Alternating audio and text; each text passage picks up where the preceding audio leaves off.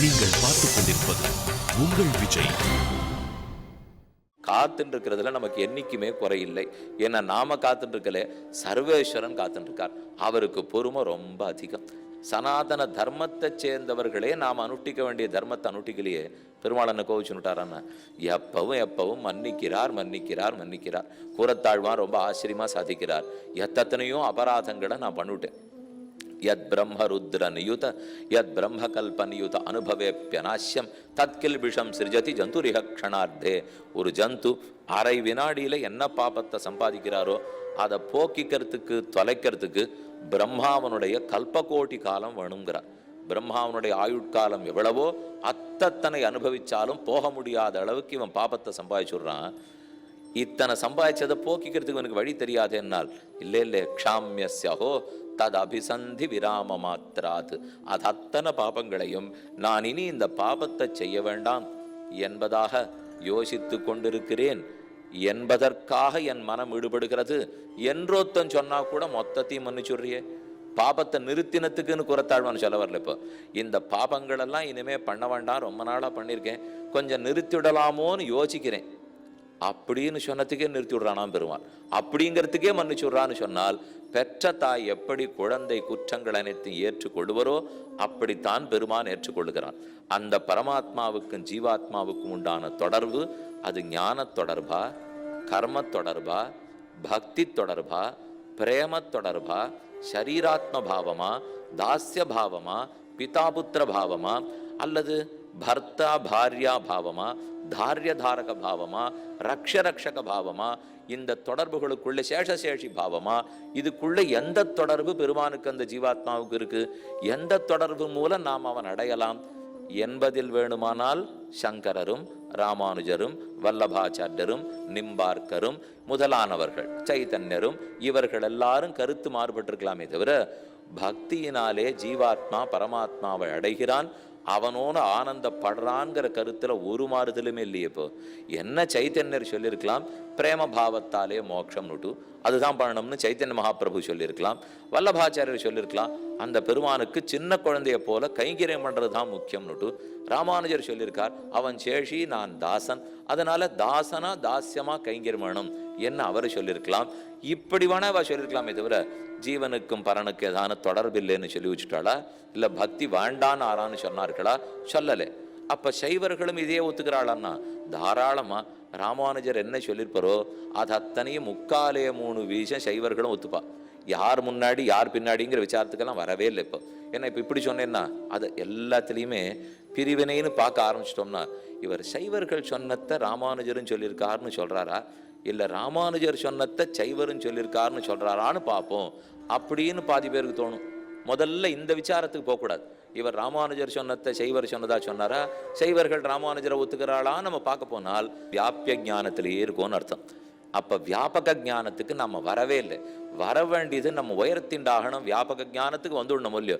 இப்போ யார் இவர் முன்னாடி சொன்னாரா, அவர் எனக்கும் அவரோட நான் ஒன்றும் பக்கத்துல இருந்து விளையாடல, தத்தியோனம் சாப்பிடல, இவர் வீட்லேயும் நான் இருக்கலை அவர் வீட்லேயும் நான் இருக்கலை, கருத்து ஒன்றா அதுதான் நமக்கு இப்போ முக்கியமே தவிர அந்த கருத்து ஒன்றான்னு தெரிஞ்சுட்டு கருத்தை கடைப்பிடிக்கிறோமா, அது ஒரு கருத்து புரிஞ்சுட்டா கூட சரி, அந்த ஒரு நல்ல செய்தியை நம்ம கடைப்பிடிச்சிட்டோன்னு வச்சுங்கோ, இந்த ஆச்சாரியனுக்கு ஆனந்தம் அந்த ஆச்சாரியனுக்கு ஆனந்தம்.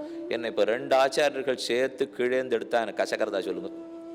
கணத்துக்குள்ள ஒருத்தர் விழுந்துட்டார், மேலேந்து ஒருத்தர் கயத்தை போட்டார், கீழே இருக்கிறவங்க கை தூக்கு விழுந்துட்டேனே சத்தம் போட்டான், ஒருத்தர் கயிறு போட்டார், அடுத்தவரும் கயிறு போட்டார். உடனே நான் தான் காப்பாத்துறதுக்காக கயத்தை போடுறேனே நீ எதுக்காக கயத்தை போடுறேன்னு அவ 2 பேரும் சண்டை போட்டான்னு வச்சுங்க. கீழே இருக்கிற என்ன தெரியுமா அலறுவர், 2 கயிறா இருந்தா சுலபமா மேல வருவேனே, அதை விட்டுட்டு நீங்க 2 பேரும் எதுக்கு இப்ப சண்டை போட்டிருக்கீள், விழுந்திருக்கிறது நான் கிணற்றில், இந்த கிணத்துலேருந்து வெளியில வர்றதுக்கு ஒரு கயத்துக்கு பதில் 2 கயிறு போட்டாரு கசக்கிறதா சொல்லுங்க. கயறு வேணும், வெளியில வரணும், அதுதான் முக்கியம். இப்போ அபராத சஹஸ்ர பாஜனம் பதிதம் பீம பவார்ண ஓதரே அகதிம் சரணாகதம் ஹரே கிருபையா கேவலம் ஆத்மசாத்குரு சம்சார சாகரம் கோரம் அனந்த கிளேஷ பாஜனம் துவாமேவ சரணம் பிராப்ய நிஸ்தரந்தி மனிஷிணா ஜிதந்தே ஸ்தோத்திரம். ரிக்வேதத்தினுடைய ஒரு பகுதி அது, ரொம்ப ஆச்சரியமான வேதம், ஆச்சரியமான ஜிதந்தா. தினப்படியே நாம திருவாராதனம் பண்ணும்போது இந்த ஸ்லோகத்தை சொல்லுவோம், துவாமேவ சரணம் பிராப்ய நிஸ்தரந்தி மனிஷிணா. சம்சார சாகரம் மிகவும் கோரமானது, கொடுமையானது. எப்ப என்ன கொடுமை நமக்கு பண்ணுங்கிறது தெரியாது. யாரிடத்துல கோச்சுடுவோம், யாரிடத்துல தப்பா நினைஞ்சிருவோம், மனத்தால் அபச்சாரப்பட்டுடுவோமா, வாக்கால் அபச்சாரப்படுவோமா, கையால் அபச்சாரப்படுவோமா தெரியாது. எந்த அபச்சாரத்துக்கு என்ன பாப்பம் என்ன தண்டனைன்னு புரியாது. எந்த அபச்சாரத்தை பெருமாள் கணக்கு எழுதிக்க போறார், எதை விட்டுடுவார்னு தெரியாது. அபச்சாரத்துக்கு பிராயச்சித்தம் எதுன்னு தெரியாது. பிராயச்சித்தம் பண்றச்சே இன்னும் எத்தனை அபச்சாரப்பட்டு பாவம் சம்பாதிச்சிட போறேன்னு தெரியாது. எதுவுமே தெரியாத சமயத்திலே வெளியில வரணும்னு ஒண்ணுதானே குறிக்கோளாக இருக்கும். சம்சார சாகரம் கோரம் அனந்த கிளேசபாஜனம். இனி மிச்சம் மீதி இல்லாமல் அவ்வளவு துன்பங்களை கொடுக்கக்கூடியது அனந்த கிளேசபாஜனம். துவாமேவ சரணம் பிராப்பிய, உன் திருவடிகளையே கப்பலாக ஓடமாக பற்றி நிஸ்தரந்தி மனிஷினாக.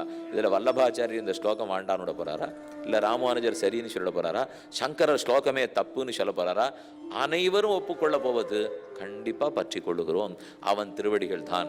அவன் திருவடிகளே உபாயங்கிறதுல சைவர்கள் சாக்தர்கள் கௌமாரர்கள் சௌரர்களுக்கு கூட வித்தியாசம் இருக்க முடியாது.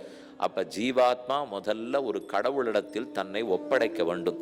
நாம் சுதந்திரர்கள் அல்லர்கள், வலியவர்கள் அல்லர்கள், எளியவர்கள். ஒருத்தனை ஒருத்தன் நலியக்கூடாது, தேகத்தில் எண்ணம் கூடாது, ஆத்மாவில் எண்ணம் இருக்க வேண்டும். ஆனந்தப்படுறதுக்கு பிறந்திருக்கோம், துக்கப்படுறதுக்கு நம்ம யாரும் பிறக்கவில்லை. நன்னா நம்ம புலன்களை அடக்கத்தான் ஞானம் வளர போறது. ஞானம் வளர வளரத்தான் ஆனந்தம் கிடைக்குமே தவிர அஜானத்தால சம்சாரம்தான் கிடைக்கும். இதுல சைவர்கள் வேண்டாங்கிறாளா, சாக்தர்கள் வேண்டாங்கிறாளா, ராமானுஜர் இல்லைன்னு சொல்ல போறாரா, மத்வாச்சாரியர் இல்லைன்னு சொல்ல போறாரா? அனைவரும் ஒத்த கருத்தை உடையவர்கள் தானே.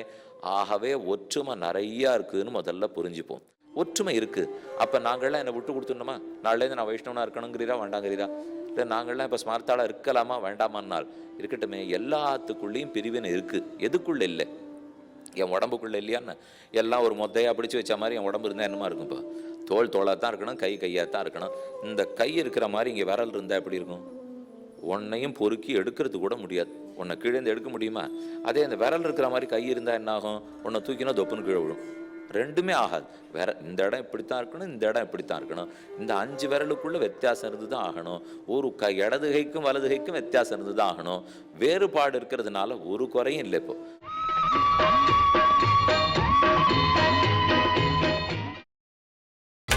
நீங்கள் பார்த்துக் கொண்டிருப்பது உங்கள் விஜய். நம்ம பாரத தேசத்திலே சாதி வேண்டாம்னு மட்டும் சொல்றோமே தவிர மொழி வேணுமா, மாநிலம் வேணுமா, அதெல்லாம் கூட வேண்டாம் இல்லையோ. வேண்டாம்னுட்டா எதுவுமே வேண்டாம். வேண்டாம்ங்கிறதுக்கு அழிக்கிறதுக்கு எனக்கு வழி தெரியாது. இப்போ என்ன படைத்தவன் நானே இல்லையே. சாதுர்வர்ணியம் மயா சிருஷ்டம் குணகர்ம விபாகஷா தஸ்ய கர்த்தாரம்பி மாம் வித்தி அகர்த்தாரம் அவ்யயம்னு கண்ணனை கீதையில சாதிக்கிறார். 4 வர்ணத்தையும் நான் தான் ஏற்படுத்தின அர்ஜுனா. அந்த 4த்துக்கு இன்னென்ன தொழில் இன்னென்ன குணம்னு நான் தான் ஏற்படுத்தியிருக்கேன். அவரவர்கள் தங்களுக்கு விதிக்கப்பட்டதை பண்ணி முன்னுக்கு வர வேண்டியதுதான். இதெல்லாத்தையும் நான் தான் கர்த்தான்னு தெரிஞ்சுக்கோங்கிறார். ஆனா அந்த 4 வர்ணம் இன்னைக்கு எத்தனையா இருக்கு? 4000 இருக்கு. 1 இல்லை 2 இல்லை, 4 வர்ணம் 4000 இருக்கு. இது நமக்கெல்லாம் தெரியவே தெரியாது. எந்த பகவான் சாதிகளை ஏற்படுத்தினாலோ அவர் 4 பத்தி மட்டும்தான் பேசிட்டு இருக்கார். அப்ப அவர் பேசினதை ஒத்துக்கணுமா, இல்லை இவர்கள் பேசிட்டு இருக்கிறத ஒத்துட்டு இருக்கணுமா? அதுல சமத்துவத்தை அடைவதற்கு வழி இந்த வேற்றுமையை காட்டக்கூடிய உடலை தாண்டி ஒற்றுமையை உணர்த்தக்கூடிய ஆத்மபோதனம் வரணும். ஒத்துக்குமா அரசாங்கம்? ஆத்மாவை பத்தி பேசணும், அப்பதான் அனைவரும் சமமாக முடியும்னால் அது சனாதன தர்ம கொள்கையாச்சே அப்படின்னு உடனே ஒரு தடங்கல் வரும். ஆத்மாவை பத்தி பேசினாலே சனாதன தர்ம கொள்கை. சனாதன தர்மத்தை பேசிட்டா அப்போ எம்மதமும் சம்மதம்ங்கிற அரசாங்கத்துக்கு ஒத்து போகாது அப்படின்னு நம்ம நினைச்சிக்கவே கூடாது. இந்த கொள்கையை பேசினா தான் எல்லாருக்குமே நன்மை. என்ன மற்றதெல்லாம் பேசி பார்த்துட்டாலே அந்த நன்மை இன்னும் கிடைக்கலையோ இல்லையோ? ஏன் கிடைக்க மாட்டேங்கிறது? சனாதன தர்மத்தை பேசினா மட்டும் அந்த நன்மை ஏன் வந்துடும் என்று சொல்றேன் தெரியுமோ? இப்போ ஒரு கேள்வி பார்த்துப்போம், அதுக்கு பதில் பார்த்துட்டோன்னா இந்த அர்த்தமும் கலந்து போடும். சனாதன தர்மத்தை பின்பற்றினா நல்லது நடந்துடுமா? இன்னைக்கு உலகத்தில் இருக்கிற ஆபத்துக்களுக்கெல்லாம் சனாதன தர்மத்தில் தான் பதில் இருக்கான்னா, இதை ரொம்ப நாள் முன்னாடியே இந்த ஆபத்து வரும் ஜாகிரதே ஜாகிரதே நம்ம புஸ்தகம் சொல்லியிருக்கு. இன்னைக்கு என்னென்ன ஆபத்துக்கள் எல்லாம் இருக்கோ அந்த ஆபத்தை தூண்டி விடலை நம்ம புஸ்தகம். நீ இப்படியே நடந்துட்டியானா இந்த ஆபத்து வரும், ஜாகிரதையா பார்த்துக்கோன்னால் இன்னைக்கு நிறைய அதற்கு இருக்கிற அறிகுறிகள்லாம் தெரிய ஆரம்பிச்சாச்சு. புஸ்தகங்கள் என்ன சொல்லப்பட்டிருக்கோ அந்த ஆபத்துகளுக்கு நல்ல அறிகுறி தெரியறது. இப்போ ஒன்னொன்னா பார்ப்போமே. நாம ஷண்மதங்கள்னு பார்த்தோம், அதுக்குள்ள எத்தனையோ விஷயத்துல ஒற்றுமை இருக்குன்னு பார்த்துட்டோம். அப்படின்னால் ஒரு மதத்தை சேர்ந்தவர், நம்முடைய மதங்களுக்குள்ள இருக்கிற மதத்தை சேர்ந்தவர் 100 செய்தி, மற்ற ரெண்டு சனாதன தர்மத்தை தவிர்ந்த மதங்கள் ரொம்ப ஒற்றுமையா இருக்கு, அதுல உட்பிரிவுகள் கிடையாதுன்னு தயவு செய்து நினைக்காதீங்க. நூற்றுக்கணக்கில் அங்கேயும் உட்பிரிவுகள் இருக்கு. நாம் அதை பார்க்கறது இல்லையே, படிக்கிறது இல்லையே தவிர நமக்கு இருக்கு. சுவாமி எங்கள் புத்தகத்தை படிக்கிறதுக்குள்ளேயே ஆயுசு முடிஞ்சு படும் போது இனிமே அவா என்ன சொல்லியிருக்கா, அவர்கள் எத்தனை உட்பிரி, இதெல்லாம் நீங்கள் பண்ணணும்னு நான் இப்போ சொல்லவே வரல. இல்லைன்னா உள்ளத்துக்கே போச்சு, இன்னும் அதை வேற பண்ண ஆரம்பிக்காதீங்க, இருக்கதே போதும். இல்லைன்னா சில பேருக்கு ஆசை உண்டு, எப்பவுமே எல்லா மத புஸ்தகத்தையும் வாங்கி அலசி ஆராய்ந்து எல்லாத்துக்கும் ஒரு ஒரு அட்டவணை போட்டு நன்னா எழுதி வைக்கணும்னால் அட்டவணையோட காலம் கழிக்க வேண்டியதுதான். அப்புறம் அதுக்கப்புறம் எப்போ அட்டையா இங்கே தான் ஒட்டின்னு இருப்போமே தவிர இங்கேருந்து விலகி வேலை போகிறதுக்கு வழியே கிடைக்காது. ஒன்றை பற்றி கொண்டு அந்த ஒன்றைங்கிறது எது தேர்ந்தெடுக்கணும் தானே சந்தேகமாக இருக்குது. இப்போ கொஞ்சம் கஷ்டப்படாத விட்டுடுவோம். நான் சின்ன வயசுலேயே பள்ளிக்கூடம் போக மாட்டேன்னு சொல்லச்சே எங்கள் அப்பா தான் அனுப்பிச்சார். நான் சாப்பிட மாட்டேன்னு சொல்லச்சே எங்கள் அம்மா தான் ஊட்டி விட்டா. எனக்கு நல்லது தெரியல, உடம்பு சரியில்லைன்னுச்சே அவள் தான் தோளில் தூக்கின்னு போய் என்னை வைத்தியர் இடத்துல காமிச்சா. இத்தனையும் அவள் சொல்லிக் கொடுக்கறது நான் பண்ணியிருக்கிறச்சே இதுலேயும் கொஞ்சம் விசாரம் பண்ணாமல் அவள் போனபடி நான் போயிட வேண்டியதான். என்ன தாயாரும் தகப்பனாரும் என்ன சொன்னாலோ ஒரு குழந்தையினுடைய நன்மைக்குத்தானே பெத்த நாள்லே கர்ப்பம் தரித்த நாள்லேருந்து அந்த தாயார் கஷ்டப்பட்டிருக்கா. அப்படி இருக்கிறச்சு அவள் எந்த மத்தத்தில் இருக்காளோ அந்த மத்தத்தை நான் செய்ய வேண்டியதான். இதை விட்டுட்டு நானா மொத்தத்தையும் ஆராய்ச்சி பண்ணி தான் ஆரம்பிக்க போகிறேன். நான் அப்பா அம்மா ஸ்மார்த்தர்களா, பிள்ளையும் ஒன்று ஸ்மார்த்தந்தான். அப்பா அம்மா வைஷ்ணவாளா, பிள்ளையும் ஒன்று வைஷ்ணவா தான். இதில் ஒன்றும் குறையே இல்லை. இப்போ தாராளமாக அவர்கள் செஞ்ச மற்ற எல்லாத்தையும் அவள் பண்ணத்தை தானே பண்ணியிருக்கேன். அவர் வாங்கின துணியைத்தான் உடுத்தின்னு இருக்கேன், அவள் சமைத்ததை தான் சாப்பிட்ருக்கேன், அவள் அனுப்பிச்ச பள்ளிக்கூடத்துக்கு தான் நான் படிச்சிருக்கேன், அவள் தான் வைத்தியர் இடத்துல எடுத்துன்னு போய் எனக்கு இத்தனையும் பண்ணியிருக்கா. இத்தனை நன்மைக்காக ஒரு பெற்றோர் பண்ணியிருக்கிறச்சே இந்த ஒரு ஆன்ம வளர்ச்சிக்கு என்ன பண்ணணும்னு அவளுக்கோ அவருக்கோ தெரியாது போயிருக்குமா? நிச்சயமாக அவர்கள் எதை கடைப்பிடித்தார்களோ பண்ண வேண்டியதான். அவள் ஒருத்தர் மட்டும் கடைப்பிடிக்கலையே. அதை போல 1,00,000 பேர் வைஷ்ணவர்களாக இருந்திருக்கா, 1,00,000 பேர் செய்வர்களாக இருந்திருக்கா? இல்லை, எல்லா மதத்து புஸ்தகத்தையும் எடுத்து பார்க்கணும்னால் நமக்கு ஆயுஷே போராது, அதற்கு புத்தியும் இல்லை. முதல்ல நம்ம வேலைக்கு பகலில் போயிட்டு சாயங்காலத்தில் உபன்யாசத்துக்கு வரும். இங்கே நாள் முழுக்க அதுலையா இருக்கும். இப்போ நாள் முழுக்க ஆத்ம விசாரம் பண்ணிட்டு இருந்தாலே இது மொத்த மதத்தையும் பார்க்க முடியாது. அதுக்கு ஒரு கார்த்தால இப்பெல்லாம் 7:30 மணிக்கு அவாவா வண்டி ஏறி உட்கார்ந்தா நிறைய பேர் தூக்கத்தை பாதியில் முடிச்சுன்னுட்டு அவள் போக வேண்டிய அலுவலகத்துக்கு வண்டியில் உட்காந்துட்டு மிச்ச தூக்கத்தை தூங்கிட்டு போய் சேர்றா. இது இன்னைக்கு இருக்கிற நிலை. அப்போ எப்போ பார்த்தாலும் தூங்கிட்டு வண்டியில் தூங்கிட்டு அங்கே திரும்பி வரச்சேவே எப்போ விழுவோம் படுக்கையிலேன்னு போய் விழுந்துட்டு இருக்கா. இதுக்குள்ளே எந்த ஆத்ம சிந்தனை, சௌரமா கௌமாரமா சாக்தமா வைஷ்ணவமானா இதெல்லாம் எந்த பாஷை சுவாமி பேசுறீர், எங்களுக்கு அதெல்லாம் தெரியாது. இப்போ இந்த மாதம் என்ன சம்பளம், 100 ரூபா கூட்டி கொடுத்தா வேற ஒரு முதலாளிகிட்ட போகலாமா, இவ்வளவு தான் எங்களுக்கு இப்போ தெரியுமே தவிர அடிப்படையில் பார்த்தா இவ்வளவு தான். அப்போ ஒருத்தர் வைஷ்ணவராக இருக்காருனால் எப்படி மற்றத்தை ஏற்றுக்கொள்ள முடியும்? இந்த கண்ணோட்டம் வந்தால் ஏற்றுக்கலாம். வைஷ்ணவர்கள் மற்ற குருமார்களை எப்படி பார்க்கணும், சைவர்கள் மற்ற கடவுளர்களை எப்படி பார்க்கணும், சாக்தர்கள் வைஷ்ணவர்களை எப்படி பார்க்கணும் என்னான்ற சிந்தனை அவர்களுக்கு இருக்கணும்னால் எல்லாருமே ஆத்ம சிந்தனத்திலையும் பரமாத்ம சிந்தனத்திலையும் ஈடுபட்டிருக்கோம். அவரவர்கள் பக்தியில முன்னேறத்துக்கு அந்தந்த தெய்வங்கள் உபயோகப்படுறது. அந்தந்த ஆச்சாரியன் சனாதன தர்மத்தில் அந்தந்த சிஷ்யனும் முன்னேறி கொண்டிருக்கிறார். இந்த அளவுக்கு நம்ம மொத்த பேரையும் மதிக்க கற்றுக்கணும். யார் எந்த மத தலைவராக இருக்கட்டும், சனாதன தர்மத்து மத தலைவர்களாக இருந்தால் அவரவர் ஒரு ஏணி வச்சுருக்கார். அந்த ஏணி மூலம் மேலே அவர் ஏற்றின்னு வரப்போறார். அந்த அளவுக்கு அந்த ஆச்சாரியன்னு மதிக்கிறேன், எங்க ஆச்சாரியன்னு மதிக்கிறேன், பக்கத்து ஆச்சாரியன்னு மதிக்கிறேன், இது வரைக்கும் அந்த கடவுளர்களையும் மதிக்கிறேன். என்ன வெளியில எங்கேயும் போயிடாமல் இந்த சனாதன தர்மம்ங்கிற கொட்டடிக்குள்ள இழுத்து வச்சுருக்காளோ இல்லை எல்லாரும். அது சைவமாக இருக்கட்டும் சாக்தமாக இருக்கட்டும், ஆத்மா தேகத்தை விட வேற, தியாகம் பண்ண கற்றுக்கோ, பரமாத்மாவிடத்தில் சமர்ப்பி அவரை நீ போய் சேர்ந்தாகணும். என் சாயுஜ்யம் என்ன சொல்லும்? சைவ மதத்தை சைவத்தை கேட்டால் சிவ சாயுஜ்யம் கிடைக்கும்னு சொல்லும், சாக்தத்தை கேட்டால் சக்தி சாயுஜ்யம் கிடைக்கும்னு சொல்லும், வைஷ்ணவத்தை கேட்டால் விஷ்ணு சாயுஜ்யம் கிடைக்கும்னு சொல்லும்.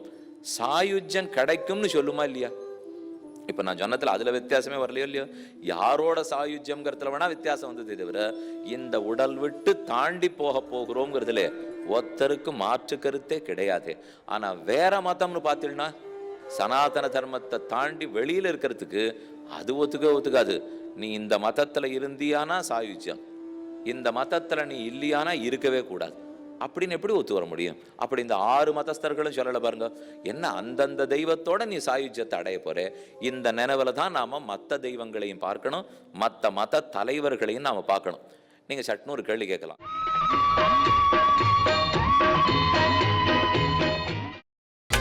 நீங்கள் பார்த்துக் கொண்டிருப்பது உங்கள் விஜய். இப்போ ஒருத்தர் சைவரா இருக்காருன்னு வச்சுங்க, நான் வைஷ்ணவனா இருக்கேன். இப்போ இன்னொருத்தர் சைவராக இருக்கார், அவர் சாக்தராக இருக்கார். அவர் எங்கே சுவாமி போவார்னு உங்கள் அபிப்பிராயம்? அவருக்கு சிவசித்தி கிடைக்கும். ஆனால் வைகுண்டம் தானே உயர்ந்ததுன்னு உங்கள் அபிப்பிராயம். ஆமாம், நான் வைகுண்டம் தான் உயர்ந்ததுன்னு சொல்ல போகிறேன்.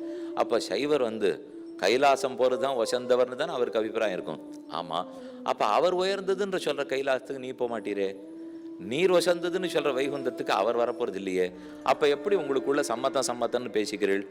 இதுக்கு வைஷ்ணவனான என்ன கேட்டால் நான் என்ன பதில் சொல்வேன்னா, யார் ஒருத்தன் சனாதன தர்மத்தை கடைப்பிடிச்சுட்டு இருக்கானோ அவன் 7 ஜன்மங்கள் சூரிய நமஸ்காரம் பண்ணுவான். அந்த சூரியனுடைய அனுகிரகத்தாலே சைவனாக பிறப்பான். அவன் 7 ஜன்மங்கள் சிவ பூஜை செய்வான். அந்த சிவபெருமானுடைய அனுகிரகத்தாலே அவன் வைணவனாக பிறக்கிறான். அப்புறம் விஷ்ணுவனிடத்துல பக்தி பண்ணி அவன் வைகுந்தத்தை அடைகிறான். இது நான் சொல்ல போறேன். அப்படின்னா சுவாமி இத்தனை நாள் சமம்னு சொல்லிட்டு சைவனா பிறந்தவன் அடுத்தது வைஷ்ணவனா பிறந்துட்டு அப்புறம் வைகுந்த அடையன் தானே நீ சொன்னீர். நீ கேட்கலாம், கேள்வி அப்படியே வச்சுங்கோ. இதே நீங்க சைவர்களை போய் கேட்டு பாருங்க. கேட்டால் அவன் என்ன சொல்ல போறா? இப்போ அப்படியா, ஏற்கனவே சூரிய நமஸ்காரம் 7 ஜென்மம் பண்ணிவிட்டு வைஷ்ணவனா பிறந்து விஷ்ணு சம்ஸ்காரம் பண்ணிவிட்டு அந்த விஷ்ணுவனுடைய அனுகிரகத்தால் சைவனாக பிறந்து கைலாசத்துக்கு அவர் அடைய போறார் என்ன அவர் சொல்ல போறார். ஆக மொத்தத்தில் நாங்கள் 2 பேருமே எதை இப்போ ஒத்துக்கிறோம்னால் 6வதுலேருந்து 8வது, 8வதுலேருந்து 10வது, 10வதுலேருந்து 12வது படிப்பு முடிக்கணும் என்கிற அளவுக்கு 2 பேரும் ஒத்துனுட்டோம். 2 பேரில் யாரான்னு ஒத்தார். இப்போ அவர் செய்வராக இருக்காரா? அப்போ அவர் இருந்தே பிரயோஜனம் இல்லை. அப்படின்னு நான் தான் அந்த சைவனை பார்த்து சொன்னேனோ, அவர் நாளைக்கு என் கோட்டியில் சேர்ந்துக்க போறார் என்று தான் சொல்றேன். அந்த கோட்டியில் சேர்ந்துக்கிறதுக்காக நான் இப்போ அவரை கூட்டு நீ இப்போ என் கோட்டியில் சேர்ந்துருன்னு சொன்னேனோ, சொல்லவே மாட்டேன். அவர் தானே 7 ஜென்மம் கழிச்சு என்கிட்ட வரத்தான் போறார். இப்படித்தான் நான் ஒத்துக்கிறேனே தவிர இப்போ நீ கோஷ்டி மாறிடுன்னு தப்பித்தவரை பேசவே மாட்டோம். நீ உன் கோட்டிலே இரு, உன் கடவுளிடத்துல அனுமதி பெற்றுண்டு வா.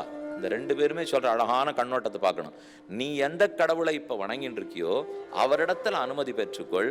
அவரே இங்க அனுப்பிச்சு வைப்பார், அவரே அனுப்பிச்சு வைப்பாருங்கிற தப்பே கிடையாது. இப்போ அவ பிள்ளையோ பெண்களோ காதலிக்கிறா வச்சுங்களேன், பண்றாள் நாள். அப்ப அப்பா அம்மா முதல்ல என்ன தெரியுமா சொல்லுவா? எங்கிட்ட வந்து சொல்லு, நான் பார்த்து பண்ணி வைக்கிறேன். அவளுக்கு ரொம்ப திருப்தி. ஏன்னா நமக்கு ஏற்றது, நம்ம குடும்பத்துக்கு ஏற்ற பொண்ணா பார்த்துருக்கா, குடும்பத்துக்கு ஏற்ற பிள்ளையா பார்த்துருக்கா. எங்கிட்டே வந்து சொன்னா நானே பண்ணி வச்சுட்டேன்னுட்டால் நீ காதலித்ததே தப்புன்னு அவர் சொல்லவே போறது இல்லை. இப்போ சரியான பெண்ணை ஏற்றுக்கோ, சரியான பிள்ளையை பண்ணிக்கோ, அவ்வளவுதானே தாயார் தாப்பனார் சொல்ல போறார். அதே போல உனக்கு இப்போ சிவனிடத்துல தானே காதல், அவர்கிட்டே அனுமதி பெற்றுண்டு வாயே. நான் வேண்டான்னு சொன்னேன். இப்போ அப்படித்தான் மார்க்கண்டேயர் சிவபெருமானிடத்துல போனால் அனுமதியை கேட்டுட்டார். பல இடங்கள்ல இந்த சரித்திரமே இருக்கிறபடியால், ஓ நீ செய்வனா இருக்கியா, அப்ப அழிஞ்சு போயிடுவான்னு நான் சொல்லலை, இப்பவே மாறுன்னு நான் சொல்லலை, எதுவுமே சொல்லலை. இந்த 7 ஜென்மம் வேற அவகாசம் தரும். இன்னைக்கு நாளைக்கெல்லாம் இல்லை, 7 ஜென்மங்கள் கழித்து மெதுவே வானுட்டால் பொறுமை பொறுமை பொறுமை, வலிமை கொடுமை கிடையாது. பொறுமை பொறுமை பொறுமை. ஏன்னா நேத்திக்கு அவனும் மனுஷன், நான் மட்டும் நேத்திக்கு எப்படி இருந்திருக்கேன்? இந்த சனாதன தர்மத்திலே இல்லாம ஆடு மாடா கூட தான் நான் அலைஞ்சிருக்கலாம். அதை ஏத்துண்டு இவர்கள் எல்லாம் இப்போ ஒத்துக்கலையா? அதனால எல்லாரையும் நம்ம ஒத்துன்னு தான் ஆகணும். இதுதான் மற்ற சனாதன தர்மம் அல்லாத மதங்களுக்கும் சனாதன தர்மத்துக்குள்ள இருக்கிற மதங்களுக்கும் வித்தியாசம். நன்னா புரிஞ்சிருக்குன்னு நினைக்கிறேன். அவரவர்கள் தன் மதத்தை உயர்த்தின்னு சொன்னா கூட, ஆனா அடுத்த மதத்தை தாழ்த்தி சொல்லவே மாட்டா, மாத்துறதுக்கு முயற்சிக்க மாட்டா. கொடுமை எண்ணம் வரவே வராது. நீ செய்வனா உன்னை என்ன பண்ணேன் பார் என்கிற எண்ணம் வராது. நீ வைஷ்ணவனா உன்னை என்ன பண்ணேன் பார் என்கிற எண்ணம் அவளுக்கும் வராது. அந்த மாதிரிலாம் இந்த நாட்டில் நடந்ததே கிடையாது. சொல்லு, யாரோ ஒரு சில மன்னர்கள், அது தனி மனுஷங்கிறதுலே சில பேருக்கு அந்த கொடுமை எண்ணம் எப்பவுமே லோகத்தில் இருக்கும். அதை நம்ம மாற்றிட முடியாது. இப்போ ஒரு யாத்திரை கூட போவோம், 500 பேர் வர்ற இடத்துல என்ன நடத்தினாலும் ஒரு 5 பேர் பிடிக்காது. அதுக்கு நம்ம ஒன்றும் பண்ணவே முடியாது. அதை போல இப்போ எந்த நல்ல மதத்திலையா இருந்தால் யாரோ ஒரு 5 பேர் இருக்கத்தான் இருப்பா. அவர்களை பார்த்து மதத்தையே நம்ம எங்கேயான குற்றம் சொல்லிட முடியுமா சொல்லுங்க? அப்போ மற்ற தெய்வங்களை பார்க்கும்போது சனாதன தர்மத்தை விட்டு விலகாத இருக்கிறதுக்கு இந்த ஒரு தெய்வமும் உதவுறது. அந்தந்த மத ஆச்சாரியர்கள் அவரவர்கள் அந்த தெய்வத்தினிடத்துல போறதுக்கு அவ தான் வழிகாட்டின்னு இருக்கா. ஆக மொத்த பேரும் சனாதன தர்மத்திலேருந்து விலகாம இருக்கா. விலகாம இருந்து விட்டால் இன்னைக்கு இல்லாட்டா கூட நாளைக்கு சரிப்படுத்திடலாமோ இல்லையோ. அதற்காகத்தான் அடிப்படையில் இந்த தர்மம்ங்கிற வளையம் வட்டத்திலேருந்து நம்ம வெளியில போகவே கூடாது. இப்போ நீங்க இன்னொரு கேள்வி கேட்கலாம். அப்போ மற்ற மதத்திலெல்லாம் உமக்கு ஒவ்வாத கொள்கைகள் இருந்தா கூட ஆறுக்குள்ள இருந்தால், சனாதன தர்மத்துக்குள்ள இருந்தா வடிகட்டிட்டு சரின்னு நீர் ஏத்துக்கிறீரோ இல்லையோ. அதே போல சனாதன தர்மம் அல்லாத மற்ற 2 மதங்கள் இருக்கும் இல்லையோ, அதுலேயும் சில நல்லதெல்லாம் இருக்குமோ இல்லையோ, அதை நீ வடிகட்டிட்டு எடுத்துக்கலாமான்னு எடுத்துக்க மாட்டோம். சுவாமி இங்கே வடிகட்டினா சரி, அங்கே வடிகட்டினா மட்டும் தப்பா? அப்போ இந்த ஆரையும் கிடையாதுன்னு சொல்லியிருக்கணும். ஆனால் இது மட்டும் சரின்னு ஏற்றுக்கிறீரோ இல்லையோ, அந்த ரெண்டையும் அதே போல் ஏற்றுக்க வேண்டியதானே. என்ன, மாமையார் உடைத்தால் இந்த குடம், மருமகள் உடைத்தால் அந்த குடம் அப்படின்னு ரெண்டு ரொம்ப நாளாக சொல்லிட்டு இருக்கமோ இல்லையோ. இப்போ நான் சொன்னது அந்த மாதிரி இல்லை. ஏன்னா இது இந்த ஆறுக்குள்ளே மட்டும் எது வேணுமோ எடுத்துக்கலாம், வேண்டாது விட்டுலாங்கிறீர். அப்போ அதே மாதிரி அதில் ரெண்டு எடுத்துக்கூடாதானால் அந்த ரெண்டுலையும் எடுத்துக்கிறதுக்கு பெரிய தடங்கள் இருக்குது. இந்த ஆறினுடைய அடிப்படையை அவை ஏற்றுக்கொள்ளவில்லை. இந்த 6 மதங்களுக்கு அடிப்படையில் என்ன பார்த்தோம்? சத்தியம், ஆர்ஜவம், தயா, தானம், அஹிம்சா, அனபித்யா. இந்த 6 தான் இதுக்கு ஆதாரம். இந்த ஆதாரத்தில் இருக்கிற 6ல் எத்த ஒத்துக்கலைன்னாலும் அதுக்கு மேலே வழிகட்ட முடியாது. முதல்ல இப்போ போகிறோம், ஒரு பொண்ணுக்காக பிள்ளை பார்க்கறதுக்கு போகிறோம். கொஞ்சம் உயரம் ஒரு 2 அங்குலம் கூட இருந்தால் தேவையாக இருக்கும். போனால் புதுசாக ஏதோ நல்ல பிள்ளை நல்ல குடும்பம்னு சொல்கிறா இருக்கட்டும். இப்போ இன்னொரு 10,000 ரூபா சம்பளம் கூட இருந்திருந்தால் தேவையில்லை போல் இருக்கு. அதுக்கு என்ன இப்போ தானே பெருமாள் பார்த்து கொடுத்துட்டு போகிறார், பண்ணால் போச்சு. இப்போ அதுவா அது எல்லாமே நல்லா தான் இருக்குது சுவாமி. ஆனால் அந்த பிள்ளை கொஞ்சம் கல்யாணம் பண்ணிக்கிறேன்னு சொன்னால் தேவையில்லைன்னா அப்போ முதலுக்கே மோசம்னு அர்த்தம். அவர் பண்ணிக்கவே மாட்டேன்னு இருக்கார். அப்புறம் அவருடைய 2 அங்குல வசரத்தை பற்றி நான் பேசியதான் லாபம் உண்டாப்போ. அவர் பண்ணிக்கிறேன் மற்றெல்லாம் ஒத்து வந்திருக்குன்னு சொன்னா தான் 2 அங்குலத்தை பற்றி பேச முடியும். அப்போ தான் 10,000 ரூபா சம்பளத்தை பற்றி பேச முடியும். முதலுக்கே மோசம்னுட்டு அப்போ பேசவே மாட்டேன்னு இல்லையோ. அதனால் அடிப்படையில் இருக்கிறது 6 பண்புகள்.